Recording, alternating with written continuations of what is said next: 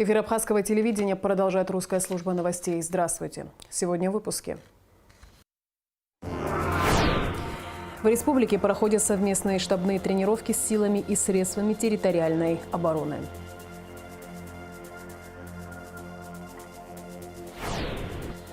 В Новом Афоне продолжаются работы по благоустройству города.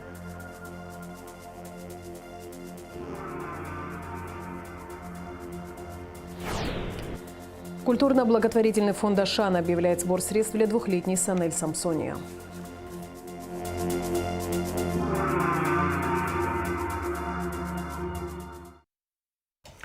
В соответствии с решением президента, главнокомандующего вооруженными силами Абхазии Аслана Бжани, Министерством обороны проводятся совместные штабные тренировки с силами и средствами территориальной обороны. К проведению привлечены офицеры Управления Минобороны и Генерального штаба, главы администрации районов, силы и средства силовых структур. Характерной особенностью совместной штабной тренировки в зимний период обучения является апробация новых форм и способов применения сил и средств территориальной обороны в районах. 14 февраля первый замминистра обороны, начальник Генерального штаба вооруженных сил республики Владимир Савченко провел тренировку в городе Тхуальчал. Он заслушал доклады ответственных лиц за территориальную оборону. Глава администрации района Исидор Дочи отметил, что такие мероприятия необходимы для укрепления обороноспособности страны. Это полезно для нас. Что-то для нас это стало новое, что-то мы уже проходили. Надеюсь, это бесследно не пройдет. Мы видим, что происходит в мире, особенно в Украине. Мы должны быть готовы сегодня, если что-то случится. Первый замминистра обороны, начальник Генерального штаба вооруженных сил республики Владимир Савченко также провел совместную штабную тренировку в городе Ачамчара.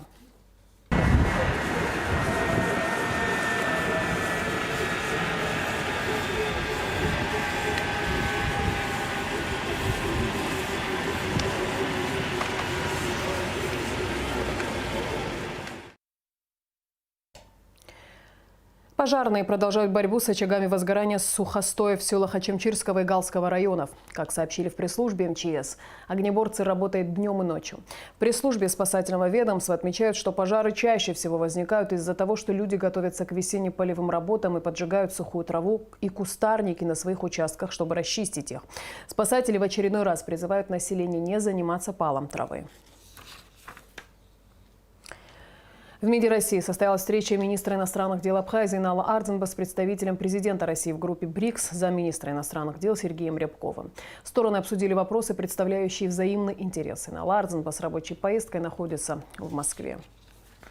Философия БРИКС очень близка нашей стране. БРИКС – это символ сегодня глобального большинства, символ многополярности, движения в сторону справедливого мироустройства. И в этом смысле Республика Абхазия – это, безусловно, органическая, неотъемлемая часть глобального большинства. Наш народ, наша страна стремится к тому, чтобы была справедливость в международных отношениях. С этим мы связываем и международное признание, расширение международного признания нашей страны. Поэтому сегодняшняя встреча была очень важна. Мы обсудили председательство Российской Федерации в БРИКС, и состоялся очень теплый разговор. С Сергеем Алексеевичем мы давно знакомы. В свое время имел честь возглавлять российскую делегацию на молодежной двадцатке. И тогда мы с Сергеем Алексеевичем обсуждали еще в 2012 году первую встречу молодежи в формате БРИКС. Поэтому для меня это была очень теплая, очень важная встреча.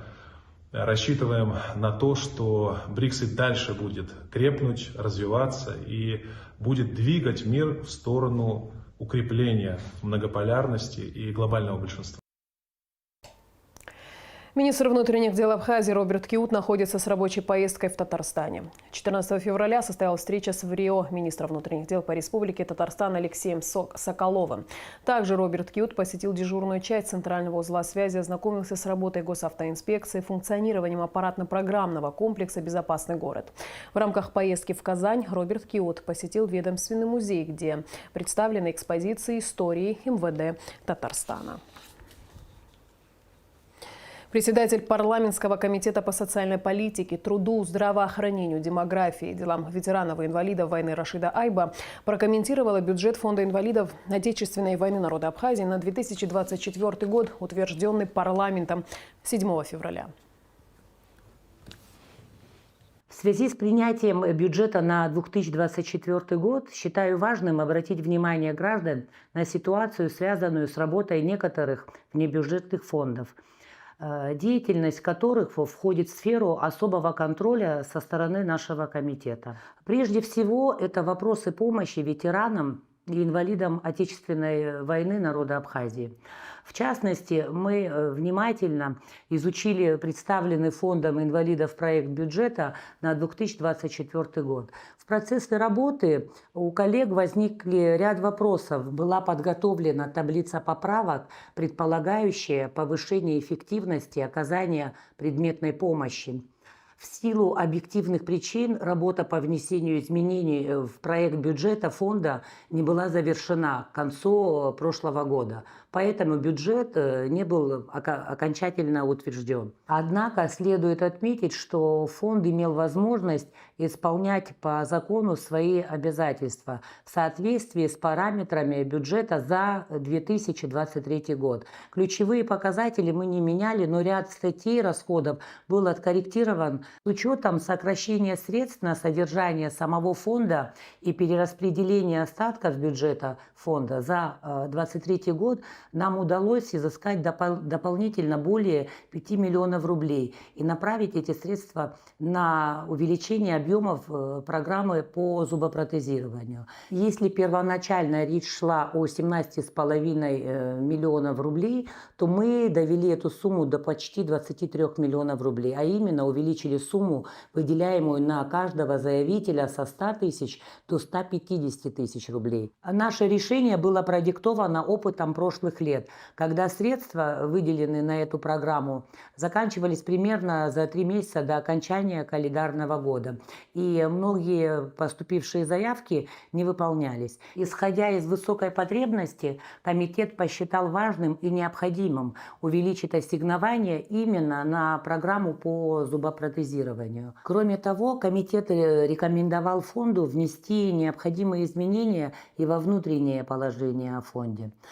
согласно которому заявитель после одобрения его обращения мог бы воспользоваться полным лимитом одобренной суммы вне зависимости от этапности и срока влечения. Вопросам восстановления картины с фондов Национальной картинной галереи, уцелевших при пожаре в здании ЦВЗ Союза художников Абхазии 21 января, посвящалась встреча временно исполняющего обязанности министра культуры Динары Смыр с представителями творческой интеллигенции. Как сообщает пресс-служба Минкульта, министерство находится в постоянном контакте с коллегами из России. Специалисты сделали реставрационные описания и физико-технический анализ, после чего можно приступать к реставрации. В ближайшие дни начнутся ремонтные работы на втором этаже здания Национальной картинной галереи по улице Пушкина, где будут размещены уцелевшие после пожара работы. Кроме того, коллеги из России передадут в дар Национальной картинной галереи комплекс профессионального реставрационного света. До 100 граммов наркотического средства изъяли у 2 жителей Москвы. Супружеская пара задержана в Сухуми по подозрению в сбыте наркотического средства в особо крупном размере. Детали в оперативной съемке МВД. Сбыт наркотического средства в особо крупном размере вменяется Федосову Николаю Викторовичу, 1977 года рождения. Последний задержан сотрудниками УКОН МВД совместно с оперсоставом 1-го отдела милиции УВД по городу Сухум. Также по улице Джонуа задержана подозреваемая в аналогичном преступлении Федосова Татьяна Николаевна, 1981 года рождения. Данные граждане – жители города Москва, временно проживающие на территории Абхазии. В результате личного досмотра у гражданина Федосова сотрудниками милиции обнаружены и изъяты 15 заизолированных свертков с белым порошкообразным веществом внутри, а также сотовый телефон, 4 банковские карты, личные документы на его имя, электронный ключ, карту от гостиничного номера. Вам задается вопрос, кто вас курирует? Ну, это Антон. Антон. Угу. Заказ не сделал. А за жилье ваше кто оплачивает? Также он. Антон.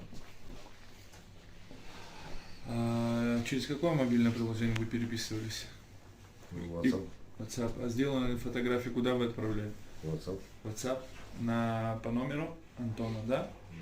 Задержанный пояснил, что он производил так называемые тайные закладки в различных местах на набережной Диоскуров в городе Сухум. Далее фотографировал места с указанием координат и отправлял фото через мобильное приложение абоненту под псевдонимом Антон, за что получал денежное вознаграждение в сумме 700 рублей за каждую сделанную закладку. Масса изъятого у гражданина Федосова наркотического средства метадон составила порядка 13,5 грамма. Гражданка Федосова свертки с аналогичным веществом хранила в своей ручной кладе. При личном досмотре у женщины изъято 6 готовых к реализации свертков с наркотическим средством метадон массой более 5 граммов. Вы можете пояснить, чем является данное вещество? Метадон. А с кем вы приехали? С мужем. С мужем? Имя, фамилия, отчество? Федосов Николай Викторович. Понятно. А с какой целью вы приехали? Отдыхать. Отдыхали супруги Федосова в фешенебельном столичном отеле, где в своем номере организовали процесс по фасовке наркотического вещества для последующей реализации. Здесь у нас стоят весы с неким порошком. Также у нас здесь пакет со светлым веществом. Что это за вещество, гражданин Федосов? Метадон. Граждане поняты, всем участникам При осмотре процесса. помещения сотрудники милиции изъяли более 73,5 граммов наркотического средства метадон, которое хранилось россыпью в целлофановом пакете и на стадии взвешивания, а также уже расфасованное в 17 подготовленных к сбыту свертков, изъяты и электронные весы. Федосов, поясните нам, пожалуйста, каким процессом вы здесь занимаетесь? Что вы здесь делаете? Весил, разложил, упаковал. А затем Отнес, убрал. я, как подозреваю, и гражданин Федосов, как заявляет, здесь происходил процесс расфасовки наркотического вещества. Все правильно? Да. Затем вы это наркотическое вещество закладывали на территории города Сухум, верно? Да. В ходе дальнейших оперативно-розыскных мероприятий в отношении с непосредственным участием задержанных лиц был проведен осмотр участков местности, на которых ранее произведены закладки с наркотическим средством. Поясните нам, пожалуйста. Вот здесь у нас находится полиэтиленовый пакет с веществом светлого цвета. Да. Да? То есть, что это за вещество, гражданин Федосов? Метадон. Метадон. Далее, после того, как вы произвели данную закладку, вы говорите, что Я ее сфотографировал, отправил Антону, ну, кто курирует, Да. и пошел дальше другую делать. В районе набережной Диоскуров правоохранителями обнаружено и изъято 6 заизолированных свертков с наркотическим средством метадон. При обследовании потайных мест в городском парке по улице Пушкина в городе Сухум, на который указала гражданка Федосова, обнаружено и изъято 2 свертка с ранее сбытым последней наркотическим средством метадон. В осуществлении тайных закладок вам кто-либо какую-либо помощь оказывал? Да, Кто? супруг мой. Супруг? Да. Ваш супруг также был задержан сегодня вместе с вами, да? Да. Супруг непосредственно чем занимался?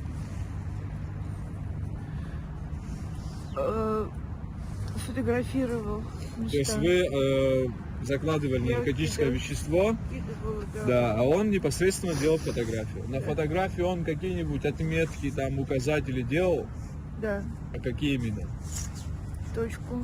Точку. Ну, Помимо какую-то точки, точку ставил, какое дерево, наверное. какую-нибудь геолокацию какое-то точно? Геолокацию делал? да, тоже делал. Так. В общей сложности у граждан Федосовых изъято порядка 100 граммов наркотического средства. По факту незаконного приобретения, хранения, сбыта наркотического средства группой лиц по предварительному сговору в особо крупном размере. В отношении данных граждан Следственным управлением МВД Абхазии возбуждено уголовное дело. Последние заключены под стражу. В Новом Афоне идут работы по благоустройству города. На данный момент для создания более безопасной и удобной инфраструктуры для жителей и гостей Нового Афона по улицам Ладария и Харазия укладывают тротуарную плитку. Алика Трапш расскажет все подробности. Новый Афон – самый живописный туристический город нашей республики. Ежегодно туристы со всего мира едут сюда, чтобы посетить его достопримечательности. Нельзя не отметить, что Новый Афон ежегодно преображается, и местная администрация делает все возможное для этого. Вот уже неделю, как ведутся работы по укладке тротуарной плитки по улице Ладаря в Новом Афоне. В летний курортный период большое количество туристов проходит по улице Ладаря через тоннель к ущелью реки Псырцка. Безусловно, из-за отсутствия тротуарной дороги пешеходы испытывали неудобства. Но теперь ситуация изменится. Планируется у нас проложить брусчатку по улице Ладаря и улице Харазия. Это получается вот от тоннеля, который идет к остановке Псырцка, и в народе называемый Ракушка. Протяженность около 800 метров. В квадратуре получается 1600 квадратных метров. Работы начаты буквально дней 10 назад. Деньги нам выделены с районного бюджета порядка 7 миллионов 200 тысяч рублей. Это на данном этапе. Стоит отметить, что за последние 2 года в Новом Афоне было уложено порядка 5000 квадратных метров тротуарной плитки. В планах у местной администрации немало работ по благоустройству города. На каждом участке, где мы прокладываем тротуары, у нас такие есть зоны, как кармашки называются. Там ставим новые лавочки, урны, указатели современные. Сейчас нам подарили так называемый экран, монитор, он информационный. Там будет карта города, люди могут спокойно подходить, нажимать, как телефон. Сейчас все гаджетами пользуются, всем будет просто. Видят карту города, где достопримечательности, как туда пройти, сколько метров. Таких планируете установить? В данный момент у нас есть только один. В местах скопления людей мы тоже еще не решили точно где. Ну, на остановках, когда люди приезжают, там туристы, им, те, кто первый раз, не знают, куда идти, просто нажимают на карту и идут по маршруту. Ремонтные работы по укладке тротуарной плитки в Новом Афоне по улицам Ладария и Харазия будут завершены в течение месяца, если погодные условия позволят. Алька Трапшада Марджения, Абхазское телевидение. Россотрудничество в Абхазии приглашает школьников принять участие в республиканском конкурсе творческих работ. Сочинения, очерки, эссе среди учащихся общеобразовательных школ Абхазии в возрасте от 14 до 18 лет на тему «Исторический калейдоскоп. Я расскажу об улице, на которой живу». По результатам конкурса жюри определяют победителей и призеров, которые награждаются дипломами и грамотами и могут быть рекомендованы для участия в мероприятиях. Представительство Россотрудничества. Творческую работу необходимо в срок до 25 марта направить на электронную почту организаторов. Культурно-благотворительный фонд «Ашана» объявляет сбор средств для 2-летней Санель Самсония. Девочка нуждается в срочной операции, которую готовы выполнить в Ереванском научном центре травматологии и ортопедии. Необходимо собрать 300 тысяч рублей. Голубоглазая 2-летняя Санель Самсония с виду вполне здоровый ребенок. С живым интересом разглядывает происходящее вокруг, сидя на руках у мамы. И лишь самостоятельная ходьба выдает ее болезнь – врожденную дисплазию и вывих правого тазобедренного сустава. Эта болезнь приводит к нарушению опорной функции конечности. Потому малышка во время ходьбы прихрамывает. Хибла Пачулия, мама Санель, рассказала, что в 6-месячном возрасте малышке уже проводили операцию, но она оказалась безуспешной. А теперь каждый день и каждая секунда на счету. Носили ремень тоже, на массаже тоже ходили. И потом, вот когда во фонд Ашана мы пошли, когда как раз приехал с Армении, у него показали рентген, тоже сняли. Сказал, надо операция либо в Грузию, либо в Ереване. Мы поехали в Грузию, сделали операцию. Носили в гипсе, ходили. Не знаю, ничего не помогло все равно. Сняли еще раз рентген, но когда в гипсе была, нам сказали снять рентген и отправить, посмотрите, изменения есть или нету. Но он сказал, на гипс снимите, там никаких изменений нету. В августе прошлого года по приглашению культурно-благотворительного фонда «Ашана» в рамках медицинского проекта «Здоровое поколение» из Еревана в Абхазию приезжал ведущий врач-ортопед Авсеп Данилян. После осмотра Санель он сказал, что в срочном порядке необходимо оперировать ребенка. Больной предполагается произвести открытое вправление левого бедра, коррегирующее остеотомия бедра и ацетабулопластика по методике ДИГА. Послеоперационная иммобилизация 2-2,5 месяца. После этого реабилитация. Важно делать такие операции детишкам как можно раньше, потому что чем меньше ребенок, тем меньше риск инвалидизации последствий ребенка. И пока в Абхазии мы не можем это достичь, какие-то еще мелочи нам нужны, чтобы такие операции можно было здесь проводить. Санель ждут в Ереване, в научном центре травматологии и ортопедии. Если в Абхазии неравнодушные люди смогут собрать 300 тысяч рублей, то двухлетняя девочка получит необходимую помощь. Культурно-благотворительный фонд «Ашан» открывает сбор средств на проведение операции для двухлетней Санель, которой необходимо провести в срочном порядке операцию по вправлению тазобедренного сустава правого бедра.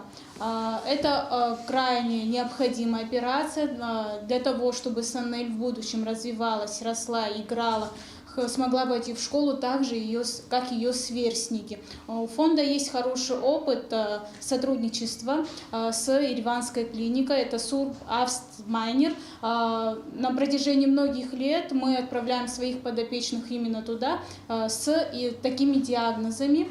На базе этой клиники наш партнер, наш доктор, который много раз приезжал к нам в Абхазию, осматривал наших детей, Авсеп Абитикович Даниля, проводит операции. Все операции проходят очень успешно. Наши подопечные, их родители очень довольны.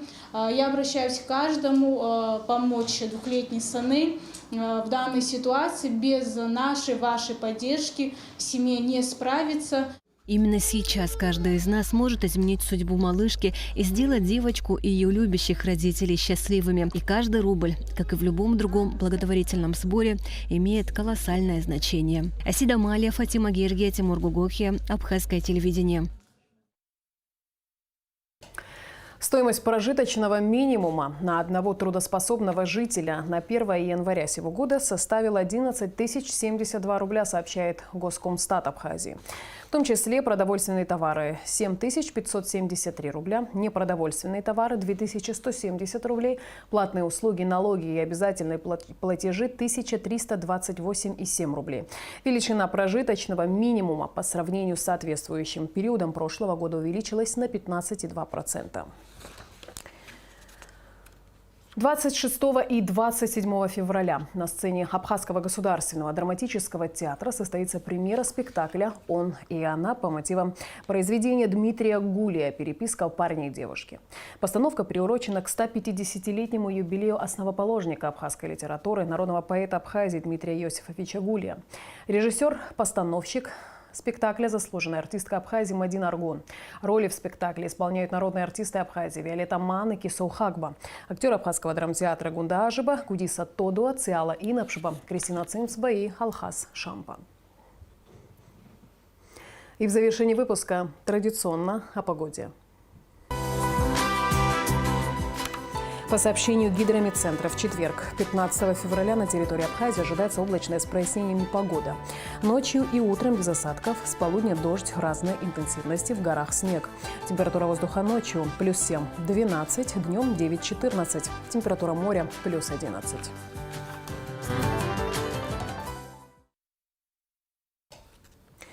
На этом наш выпуск завершен. Я с вами прощаюсь. Абхазское телевидение продолжает свою работу.